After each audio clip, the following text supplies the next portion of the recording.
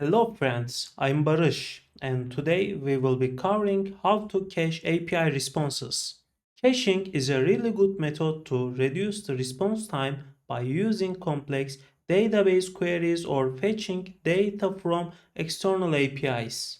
Today we will be implementing it to Redis and we will see a huge speed up in response time for our client. So let's get started. I'm going to start from scratch and I'm gonna make a directory called cached API.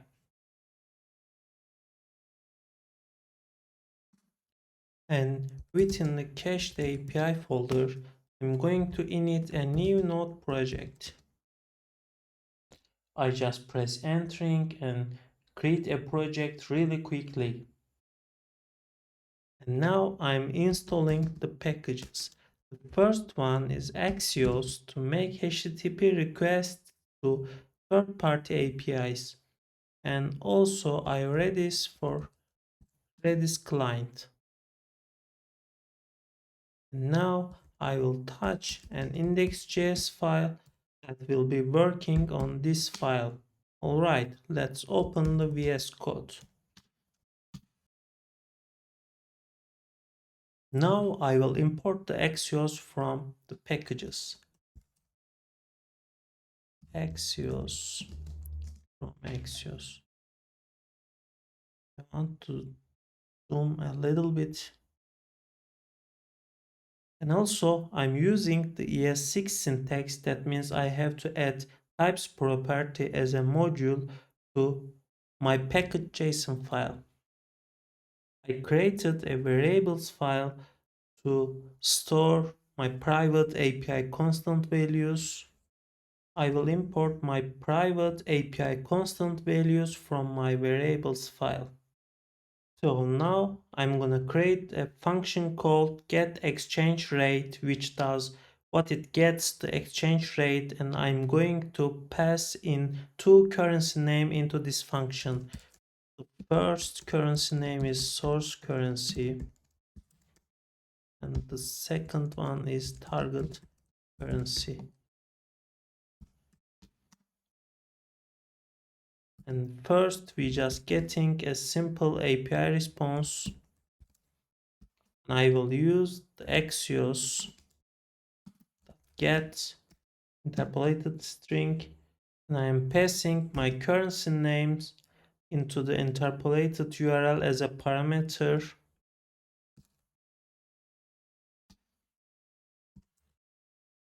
Currency, source currency, target currency. And also I want to add my API key into the header.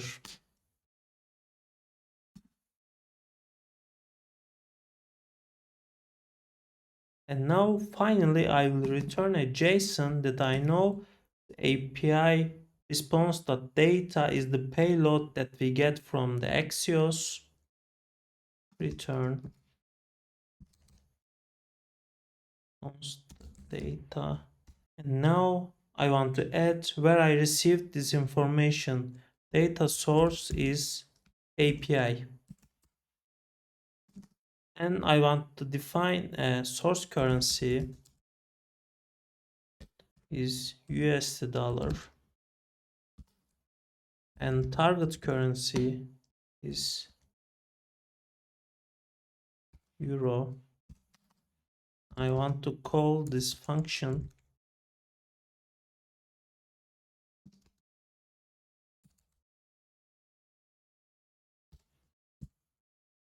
source currency, and I want to see the exchange rate on the console.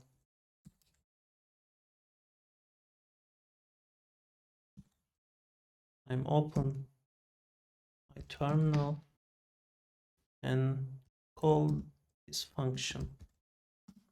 Source is API, but I'm wondering about the API response time. I want to add a start and end time.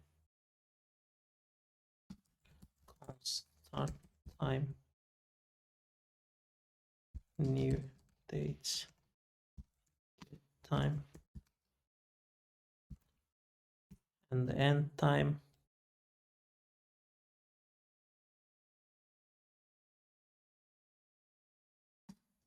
And the difference between start and end time, that will tell me how long in millisecond it took. Change rate dot response time, interpolated string, end time, subtract start time, and back on the millisecond at the end, just so I know how long it is going to take. And I want to call this function again. So I can see the response time and the source. Now we came to our main subject to cache the API response. First of all, I want to import Redis from iRedis.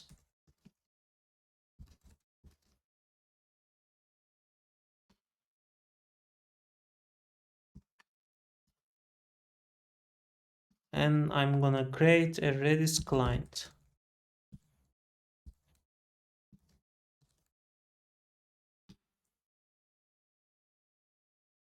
My Redis container is running on my Docker application.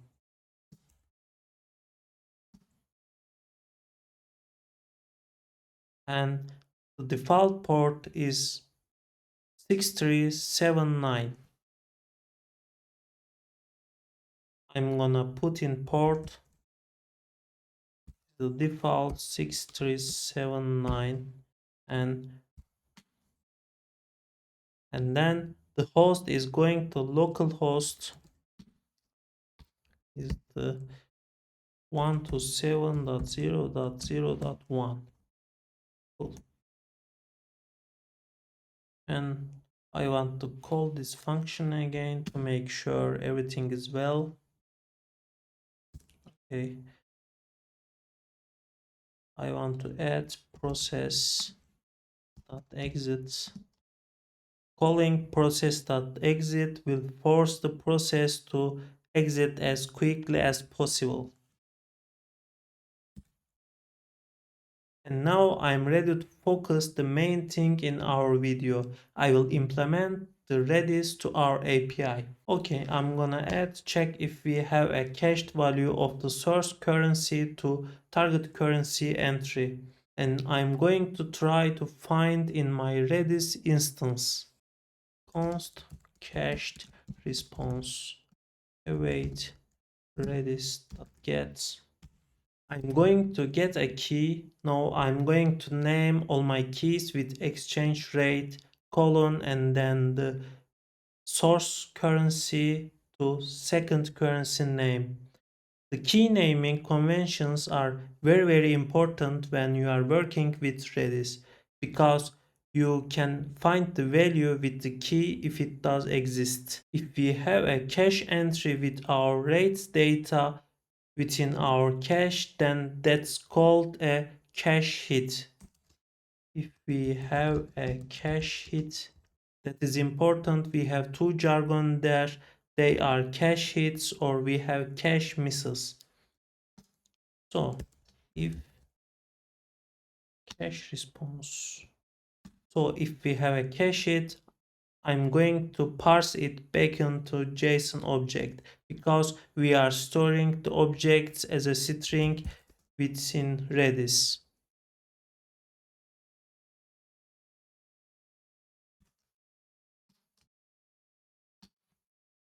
And after that, we have successfully found our cache data within our Redis cache. Then I will return the cache entry, and I will also include the source value as a cache. Return cached object and source is cache. Cool.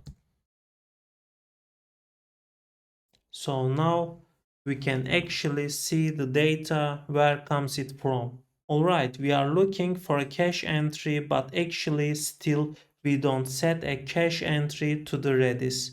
and I will do it right now. When I have the API response from the exchange rates API, it means I can store the exchange rate value in my cache. Here now I want to create an entry for my API response.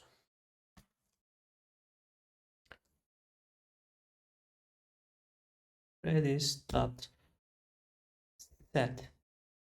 We have get and set method. Get is getting the value, you can guess it, and set is setting the value that's fair.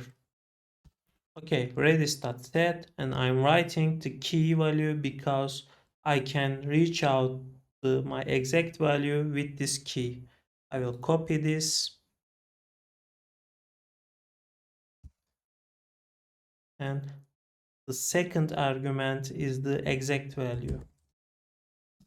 JSON.stringify.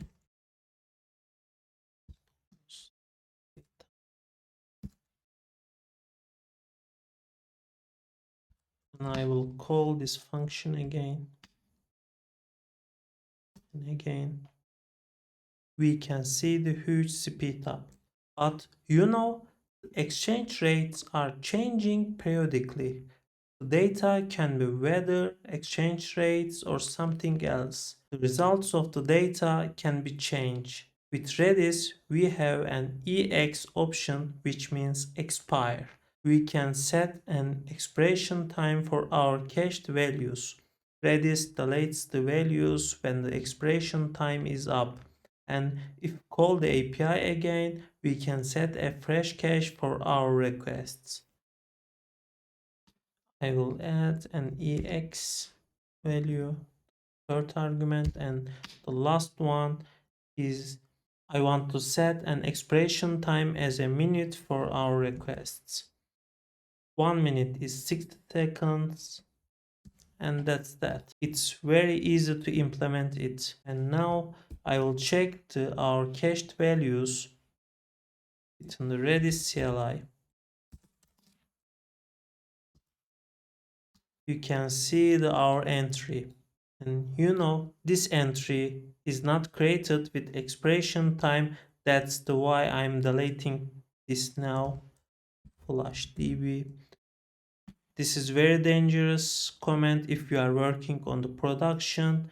I'm working on just a sandbox, and now I'm checking the keys again.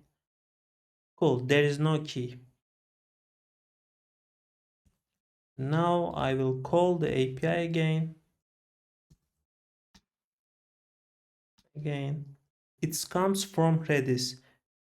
And now we will check the expiration time within the Redis CLI for this key. We have a TTL command, means time to leave. I will copy this key, and there's a timer. It's about 35 seconds left. Finally, thank you for watching me, and please subscribe to my channel. If you have a question or recommendation, please write a comment below. And I want to create videos about Node.js, React, and also about the programming. Thank you for watching me again.